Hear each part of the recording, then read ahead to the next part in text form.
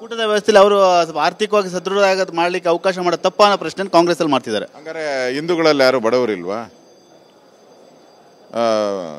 ಪಾರ್ಸಿಗಳಲ್ಲಿ ಯಾರು ಇಲ್ವಾ? ಸಿಖ್ರಲ್ಲಿ ಯಾರು ಇಲ್ವಾ? ಜೈನರಲ್ಲಿ ಯಾರು ಇಲ್ವಾ? ಕ್ರಿಶ್ಚಿಯನ್ರಲ್ಲಿ ಯಾರು ಇಲ್ವಾ? ಅವರೆಲ್ಲ ಯಾರೂ ಇಲ್ಲ, ಇವ್ರು ಮಾತ್ರನಾ ಬಡವರು? ಆ ಥರ ಯಾವುದೇ ಮಾಡಬಾರ್ದು ಅಂತ ಸಂವಿಧಾನ ಅಂಬೇಡ್ಕರ್ ಹೇಳಿರೋದು. ಈ ಥರ ಓಟ್ಗೋಸ್ಕರ ಇವ್ರು ಹಿಂಗೆ ಮಾಡಿದ್ರೆ ದೇಶನ ರಾಜ್ಯನ ಹಾಳು ಮಾಡೋ ಅಂಥ ಕಾಂಗ್ರೆಸ್ ಸಂಸ್ಕೃತಿ ಇದು. ನೀವು ಹೋರಾಟ ಏನೋ ಮಾಡ್ತೀರಾ ಸದನದಲ್ಲಿ ಈ ವಿಚಾರವಾಗಿ ಅಂತಂದರೆ?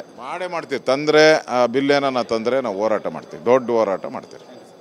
ಇದಿಷ್ಟು ವಿಪಕ್ಷ ನಾಯಕರಂತ ಆರ್ ಅಶೋಕ್ ಅವರ ಮಾತು. ಈ ರೀತಿಯಾದ ಓಲೈಕೆ ರಾಜಕಾರಣವನ್ನು ಕಾಂಗ್ರೆಸ್ ಬಿಡಬೇಕು, ಒಂದು ಪಕ್ಷದಲ್ಲಿ ಆ ಬಿಲ್ ಏನಾದರೂ ತಂದರೆ ನಾವು ದೊಡ್ಡ ಹೋರಾಟವನ್ನು ಸದನದಲ್ಲಿ ಮಾಡ್ತೀವಿ ಅನ್ನೋ ಮಾತನ್ನು ಕೂಡ ಹೇಳ್ತಾ ಇರುವಂತು. ಕ್ಯಾಮ್ರಾಮನ್ ಸಯ್ಯದ್ ಜೊತೆ ಸುನಿಲ್, TV9 ಬೆಂಗಳೂರು.